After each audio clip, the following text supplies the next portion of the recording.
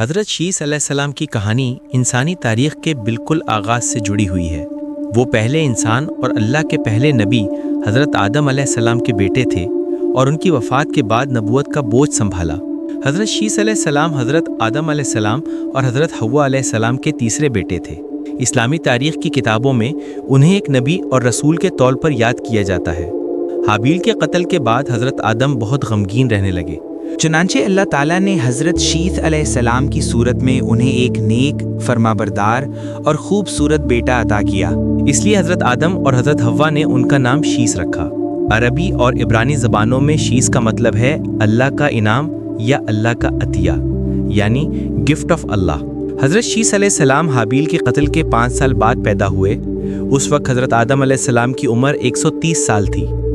شیس علیہ السلام کی اپنے والد سے کافی مشابہت تھی۔ وہ اپنے والد کے فرما بردار اور ان کے ہر حکم کو ماننے والے تھے۔ حضرت آدم علیہ السلام بھی شیس سے بہت مانوس تھے۔ انہوں نے اپنے بیٹے کو دن اور رات کے اوقات کی تعلیم دی اور ان اوقات کی عبادات سکھائیں۔ حضرت شیس علیہ السلام وہ نیک ترین اولاد تھے جنہیں حضرت آدم علیہ السلام نے اپنی وفات سے پہلے اپنا جانشین بنایا اور وصیت کی کہ دین الہی کی حفاظت کریں۔ حضرت آدم علیہ السلام کی وفات کے بعد سب معاملات کی ذمہ داری حضرت شیس علیہ السلام نے سنبھالی۔ قرآن مجید میں اگرچہ حضرت شیس علیہ السلام کا نام نہیں ہے، لیکن احادیث کی کتابوں سے آپ کا ذکر ملتا ہے۔ حضرت شیس علیہ السلام اللہ کے وہ جلیل القدر نبی تھے جن پر صحائف نازل ہوئے۔ حضرت ابو ذر غفاری رضی اللہ عنہ سے روایت ہے کہ رسول اللہ صلی اللہ علیہ وسلم نے فرمایا، اللہ نے 104 یعنی 104 صحیفے نازل فرمائے، ان میں سے 50 صحیفے حضرت شیس پر نازل فرمائے۔ ان 50 صحیفوں میں دین، علم، حکمت اور اللہ کی بندگی کے اصول اور احکامات تھے۔ ان صحیفوں کی بدولت حضرت شیس علیہ السلام کو انسانیت کا رسول بھی کہا جاتا ہے، جن کے پاس باقاعدہ الہامی کتابچہ تھا۔ حضرت آدم اور ان کے بیٹے حضرت شیس علیہ السلام اور پھر ان کی اولاد پہاڑی علاقوں میں آباد تھے تاکہ خود کو دنیا کی برائیوں سے دور رکھ سکیں۔ یہ گروہ ایمان اور توحید کی تہذیب کا نمائندہ تھا جو اس دور کی عبادات اور اخلاقی اصولوں پر سختی سے کاربند رہا۔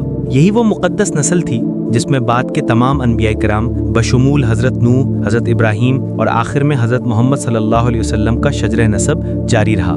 دوسری طرف قابیل حابیل کے قتل کے بعد پہاڑی علاقوں سے دور وادیوں اور میدانوں میں آباد ہوا اور اس کی اولاد بھی وہیں بڑھی۔ شیطان کے بہکاوے میں آ کر یہ نسل فسق اور فجور کی تہذیب میں مبتلا ہو گئی، جہاں موسیقی اور بے حیائی کا دور تھا۔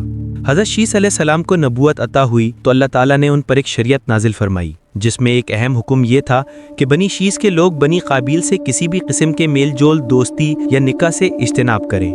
یہ اس لیے تھا کہ بنی قابیل میں قتل حابیل کے بعد بغاوت، فتنہ اور بد عملی عام ہو گئی تھی، جبکہ بنی شیس اللہ کی اطاعت اور عبادت گزار قوم تھی۔ مگر ابلیس اپنی چال چلنے کے لیے موقع کی تلاش میں تھا، کیونکہ اس نے اللہ سے وعدہ کیا ہوا تھا کہ وہ ضرور انسان کو بہکائے گا۔ وہ جانتا تھا کہ سیدھے سیدھے بنی شیس کو بہکانا آسان نہیں، کیونکہ وہ عبادت گزار اور با ایمان تھے۔ چنانچہ اس نے بنی قابیل کو اعلیٰ کار بنایا تاکہ انہی کے ذریعے بنی شیس کے دلوں میں دنیا کی رغبت اور نفس کی خواہشات پیدا کی جا سکیں۔ بنی شیس کے مرد انتہائی خوبصورت تھے، دوسری طرف بنی قابیل میں عورتیں خوبصورت تھیں۔ ابلیس ایک خوبصورت نوجوان کی صورت میں بنی قابیل کے پاس آیا۔ اس نے خود کو ایک اجنبی اور بنی شیس سے باغی ظاہر کیا اور ایک لوہار کے پاس کام کرنے لگا۔ وہ ہنرمند تھا اور جلد ہی سب کا پسندیدہ بن گیا۔ ایک دن اس نے لوہے سے ایک بانسری بنائی اور اسے بجانے لگا۔ یہ ایک نیا منظر تھا، آوازیں جو دلوں کو لبھاتی تھیں، ایسی دھن کسی نے کبھی نہ سنی تھی۔ لوگ جمع ہونے لگے، حیرت اور مسرت میں جھومنے لگے۔ پھر ابلیس نے ایک چھوٹا ڈھول بنایا اور تال دینے لگا۔ یوں دھیرے دھیرے موسیقی، رقص اور جشن کا تصور بنی قابیل میں عام ہو گیا۔ مرد و عورت جمع ہوتے، ناچتے، گاتے اور گناہ ان کے دلوں میں جڑ پکڑنے لگا۔ حضرت شیس علیہ السلام نے اپنی قوم کو خبردار کیا تھا کہ بنی قابیل کے قریب نہ جانا، مگر وقت گزرتا گیا اور شیطان کے بنائے ہوئے میلوں اور دھنوں کی خبریں بنی شیس کے نوجوانوں تک پہنچنے لگیں۔ ایک رات جب موسیقی اور جشن کی آوازیں فضا میں گونجنے لگیں تو بنی شیس کے نوجوان تجسس میں وہاں جا پہنچے۔ وہاں انہوں نے خوبصورت عورتوں کو رقص کرتے دیکھا اور شیطان نے ان کے دلوں میں خواہش اور لذت کے بیج بو دیے۔ ابلیس نے بنی شیس کے ذہنوں میں وسوسہ ڈالا کہ آخر ایسی کیا وجہ ہے کہ تمہیں بنی قابیل سے ملنے سے روکا گیا ہے؟ آخر وہ تمہارے بھائی بند ہیں، تمہاری ہی نسل سے ہیں۔ پھر وہ ان کے دلوں میں یہ خیال بھی ڈالتا کہ دیکھو بنی قابیل کتنی آزادی اور عیش و آرام کی زندگی گزار رہے ہیں، ان کے ہاں خوشی ہے، موسیقی ہے اور کوئی پابندی نہیں۔ यूं आहिस्ता आहिस्ता शैतान ने नाफरमानी और हसरत के बीज उनके दिलों में बो दिए। आहिस्ता आहिस्ता दोनों ग्रोहों का मेलजोल बढ़ गया और पहली मर्तबा इंसानों में जिना, फहशी और बेहयाई का आगाज हुआ। ये वो वक्त था जब शैतान अपनी चाल में कामयाब हुआ। उसने आदम की नेक नस्ल को दुनिया की रंगीनियों में मुब्तला कर दिया। हज़रत शीस अलैहिस्सलाम ने अल्लाह के दीन की तबलीग और लोगों की रहनुमाई में तवील उम्र गुजारी। तारीखी रिवायात के मुताबिक आपने तकरीबन 912 साल की उम्र में वफ़ात पाई। कहा जाता है कि उन्हें मक्कातुल मुकर्रमा में गारे अबी कुबैस में हज़रत आदम और हव्वा के करीब दफन किया गया।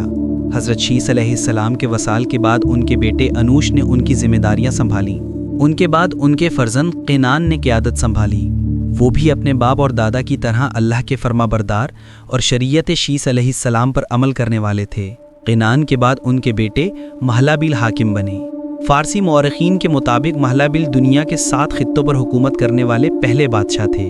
उनके दौर में पहली बार किलाबंदी, शहरसाजी, दरख्त काटने और हथियार बनाने का फ़न आम हुआ। उन्होंने इराक़ में बाबिल और शूज़ जैसे बड़े शहर आबाद किए और ज़मीन पर पहली मुनज़्ज़म बादशाहत की बुनियाद रखी। रिवायात में आता है कि उन्होंने इब्लीस और उसके गुमराहकार जिन्नात के ख़िलाफ़ जिहाद किया और उन्हें ज़मीन के निचले हिस्सों की तरफ धकेल दिया। उनकी हुकूमत तकरीबन 40 साल तक कायम रही और वो अपनी हिकमत, अदल और बहादुरी के सबब मशहूर हुए। महलाबिल के बाद उनके बेटे यारद ने ज़मीनी क़यादत संभाली। यारद के ज़माने में भी लोग शरीयत पर कायम थे, मगर आहिस्ता आहिस्ता बनी शीस और बनी काबील के दरमियान फासला कम होने लगा और इब्लीस दोबारा लोगों को गुनाहों की तरफ माइल करने लगा।